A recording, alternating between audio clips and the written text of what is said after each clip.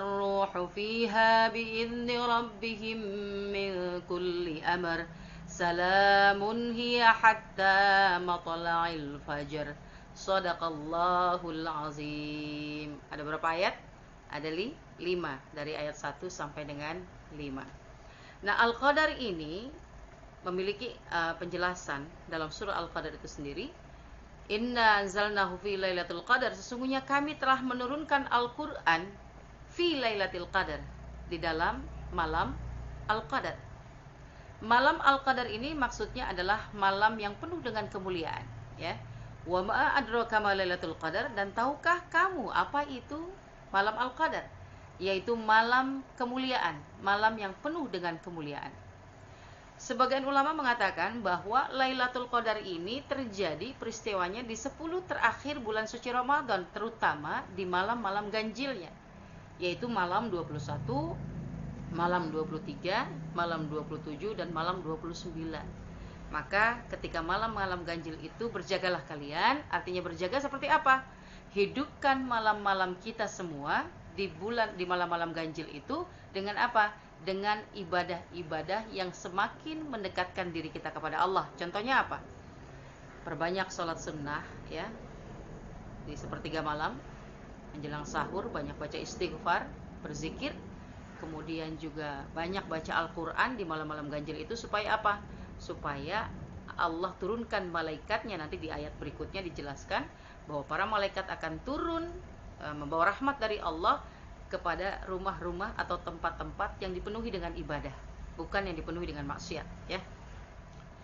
Tanazzalul tadi ayat yang kedua, wa ma adraka ma lailatul qadar. Apakah kalian tahu apakah itu malam Al-Qadar?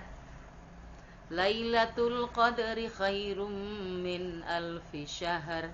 Bahwa malam Al-Qadar itu lebih baik daripada 1000 bulan. Artinya apa? Jika malam-malam ganjil itu kita lakukan dengan ibadah-ibadah yang maksimal, dengan zikir yang maksimal, dengan baca Quran yang maksimal, dengan sholat-sholat sunnah, tahajud dan lain sebagainya secara maksimal, dan ibadah-ibadah lain yang membawa kebaikan, maka sesungguhnya nilai pahalanya itu lebih baik daripada 1000 bulan.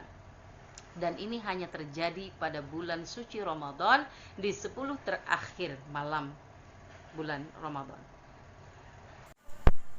Nah, pada masa 10 terakhir di bulan suci Ramadan, 10 hari terakhir maksudnya, banyak juga umat Islam ini melakukan itikaf sebagai sebuah ibadah yang hukumnya sunnah pada dasarnya. Sepanjang 10 hari terakhir di bulan Ramadan ini dianjurkan atau disunnahkan melakukan itikaf. Tidak lain aktivitasnya selama itikaf di masjid ini, artinya berdiam diri di masjid. Biasanya banyak umat muslim yang melakukan itikaf ini pergi ke masjid yang cukup jauh dari rumah. Bahkan ada satu keluarga yang bersama-sama melakukan itikaf, sepasang suami istri yang melakukan itikaf, bahkan juga ada anak yang dibawa ayahnya untuk melakukan itikaf. Jadi kalau kalian ingin melakukan itikaf di 10 hari terakhir di bulan suci Ramadan, silakan, tapi izin dulu dengan orang tua. Bisa jadi orang tua kalian juga ikut bersama kalian. Nah, sepanjang aktivitas itikaf ini yang dilakukan tidak lain adalah banyak baca Quran, kemudian banyak berdoa, berzikir, bermuhasabah, merenungkan diri. Bermuhasabah artinya istilahnya menangisi dosa-dosa kepada Allah, minta ampun. Nah, kemudian juga banyak melakukan sholat-sholat sunnah. Orang umat muslim merasa bahwa sepanjang itikaf ini merasa lebih dekat kepada Allah karena waktu-waktunya hanya khusus beribadah kepada Allah, tidak ada gangguan dari luar ataupun dari manapun, sehingga merasa khusyuk di dalam menjalankan atau memaksimalkan waktu di 10 hari terakhir untuk taqarrub, pendekatan diri kepada Allah Subhanahu wa taala. Nah, kemudian ayat berikutnya, tanazzalul malaikatu warruhu fiha bi'izni rabbihim min kulli amr. Di dalam ayat yang keempat ini dikatakan bahwa dengan izin Allah para malaikat turun ke bumi, termasuk ar-ruh, yakni malaikat Jibril. Turunnya para malaikat dan juga malaikat Jibril ini senantiasa membawa keberkahan pada malam itu kepada tempat-tempat, kepada rumah-rumah yang memang saat itu dipenuhi dengan ibadah-ibadah kepada Allah, bukan urusan maksiat. Jadi jangan sampai rumah kita ini ada nuansa maksiat, nauzubillah.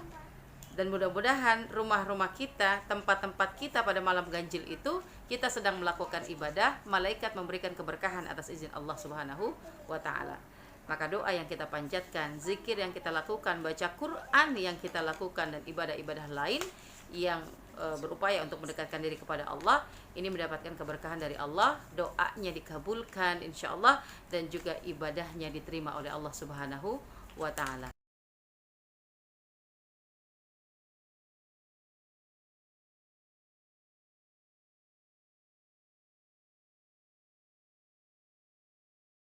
Apa istilahnya, menangisi dosa-dosa kepada Allah, minta ampun. Nah, kemudian juga banyak melakukan sholat-sholat sunnah. Orang muslim merasa bahwa sepanjang itikaf ini merasa lebih dekat kepada Allah karena waktu-waktunya hanya khusus beribadah kepada Allah, tidak ada gangguan dari luar ataupun dari manapun, sehingga merasa khusyuk di dalam menjalankan atau memaksimalkan waktu di 10 hari terakhir untuk takarrub, pendekatan diri kepada Allah Subhanahu wa taala. Nah, kemudian ayat berikutnya, tanazzalul malaikatu warruhu fiha biidzni rabbihim min kulli amr.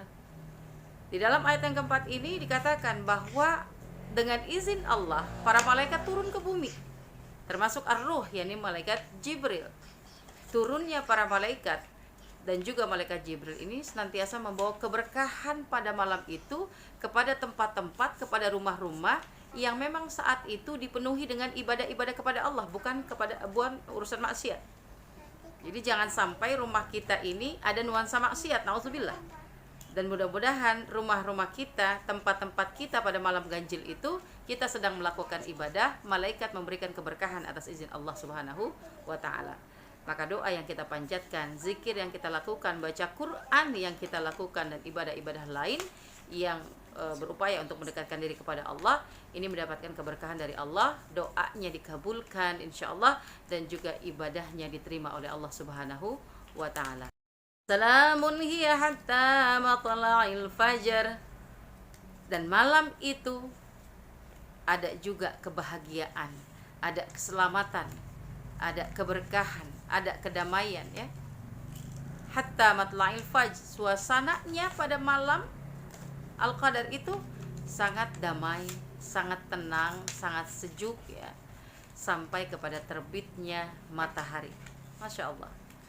Mudah-mudahan kita bisa menikmati, merasakan suasana Al-Qadar pada malam itu, dan mudah-mudahan Allah ridha, mudah-mudahan juga kita sehat selalu untuk senantiasa bisa beribadah dan mendekatkan diri kepada Allah. Jangan sia-siakan waktu yang Allah berikan ini, karena belum tentu kita bisa berjumpa dengan Ramadan di tahun berikutnya, apalagi kita juga belum tahu apakah kita bisa mendapatkan atau berjumpa dengan Lailatul Qadar.